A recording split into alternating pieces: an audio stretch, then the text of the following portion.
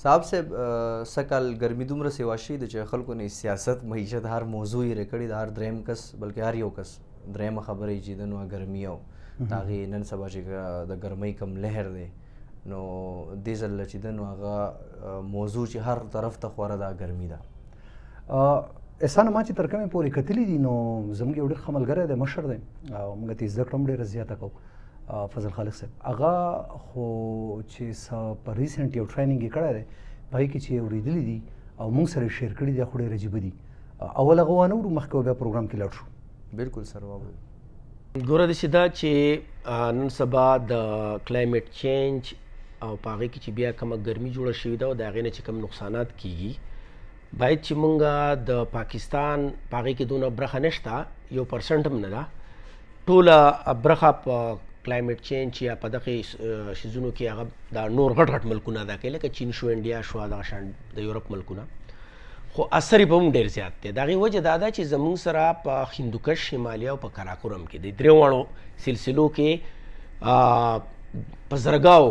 ګلیشیرز دي چې د هغه ګلیشیرز په زرګاو کاله زاړم دي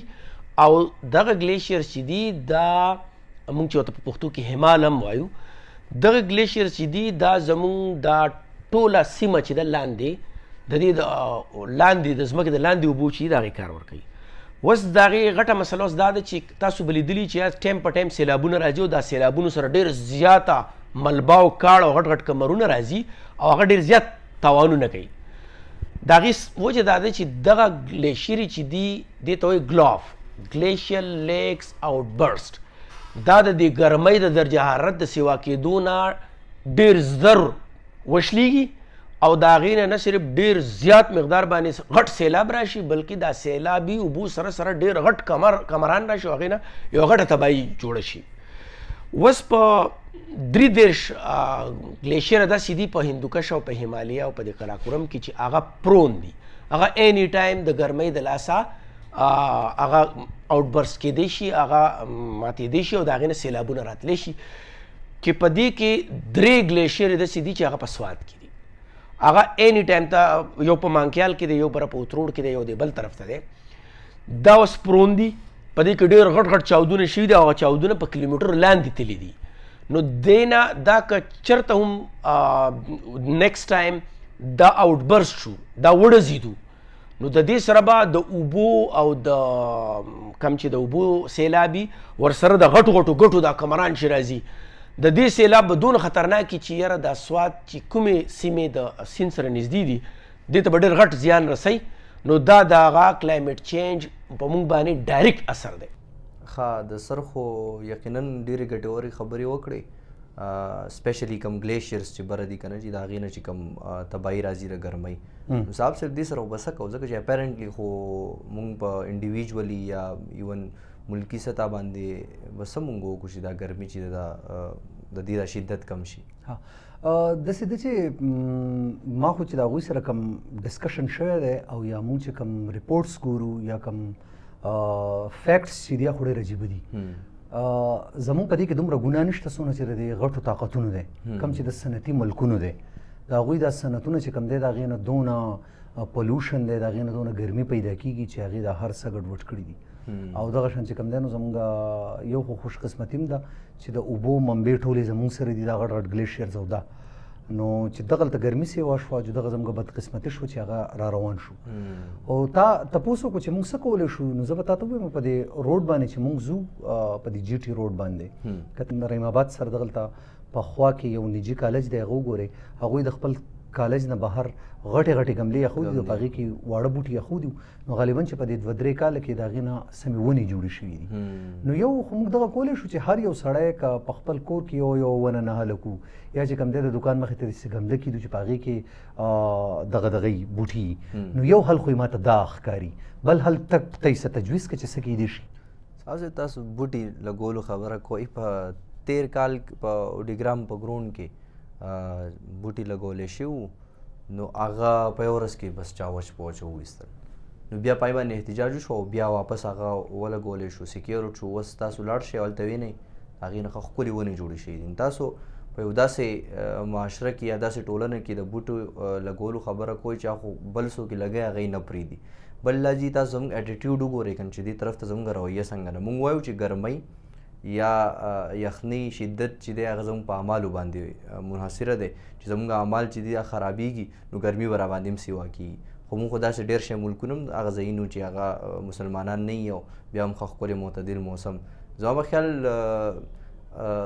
دغه رویې سره خو څه ووایم که مونږ بوټي ولګوو یا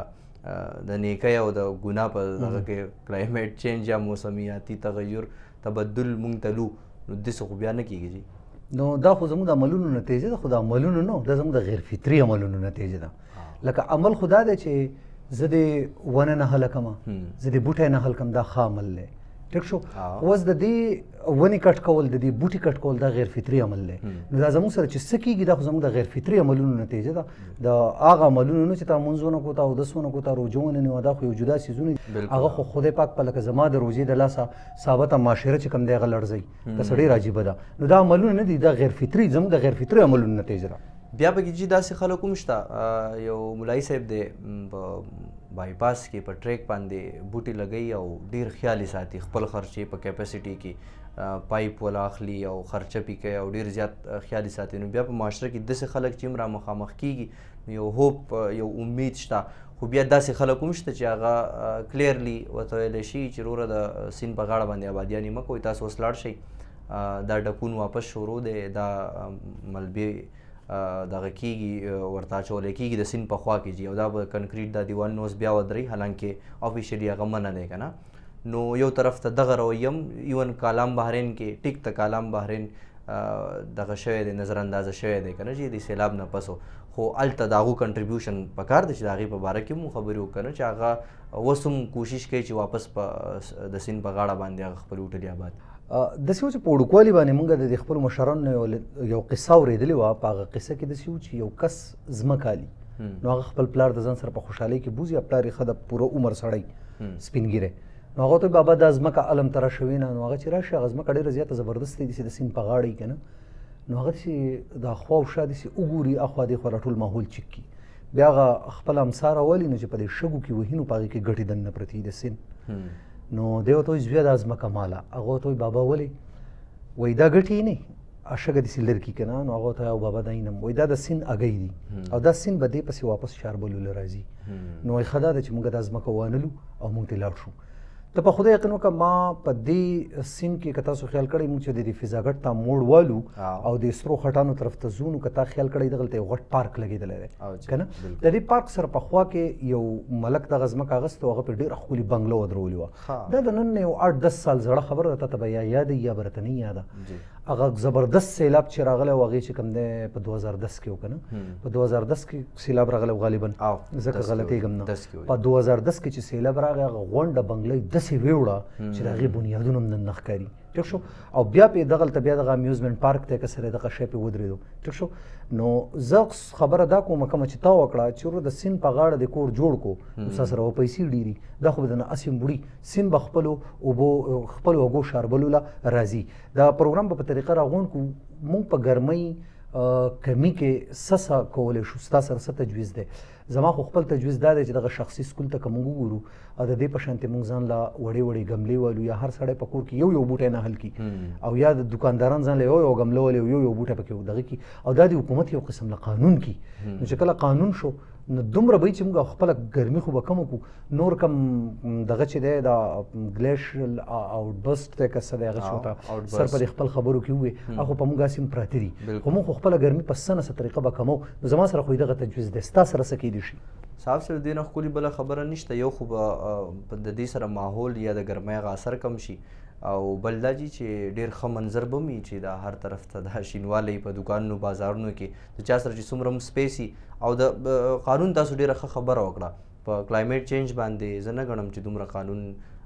شته چې انډسټري به کم ځای لګي یا پلوشن هغې مقدار ناپ تول هېڅ چیک اینډ بیلنس په هغې باندې نشته.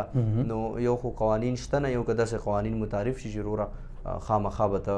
دغه څنګه چې ټیکس په ډېرو معاملو کې به خامخا ورکوي، داسې ډېر شیزونه دي چې په هغې کې خامخا به یو دغه حکومت ریکوایرمنټ پوره کوي. دا دې هم یو ریکوایرمنټ جوړ کړي، ځکه چې دا حالات خو ډېر زیات بد روان دي. په یخ کې خلکو یې د یخنۍ ریکارډ مات شو، او په ګرمۍ کې خلک وایي په ګرمۍ کې وایي د ګرمۍ داسې ګرمي چېرته نه وه راغلي که نه. نو اپیرنټلی چې ګورو نو په یخ کې ډېر شدید یخي او په ګرمۍ کې شدید ګرمي، نو پکار ده چې داسې ګامونه پورته شي او بیا کم قوانین چې شته هم په دې حواله باندې لکه د دریا د سیند په غاړه باندې کنسټرکشن هغه شته خو په هغې باندې عمل نه کیږي. نو په هغې باندې ادارو له پکار دی چې هغه په سختۍ باندې د هغې عمل درآمد په هغې یقیني جوړ. ګټور تجویز دی ورکو په دې تلو کې بیا فضل خالد صاحب وور او دې سره به دا پروګرام پای ته ورسي.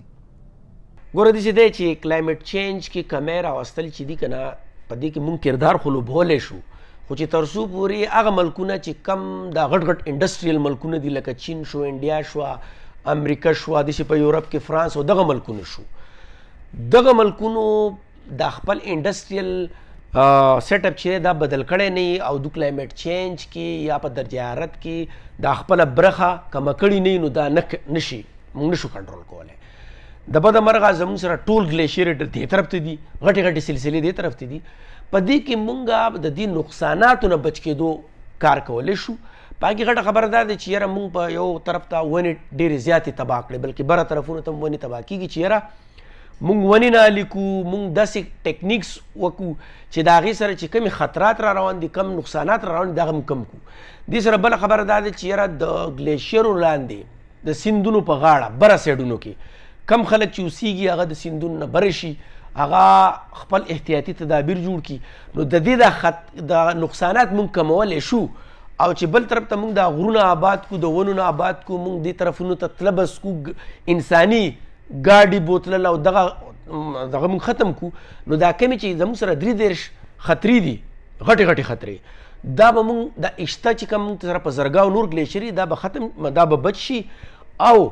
د نور غټ تاوان نه به مونږ بچ شو. نو په دې کې ډېر شیزونه دا دي چې یاره مونږ ونه نه هلکو، په هر ځای کې، هر کور مخې ته، هر غر کې ونه شي،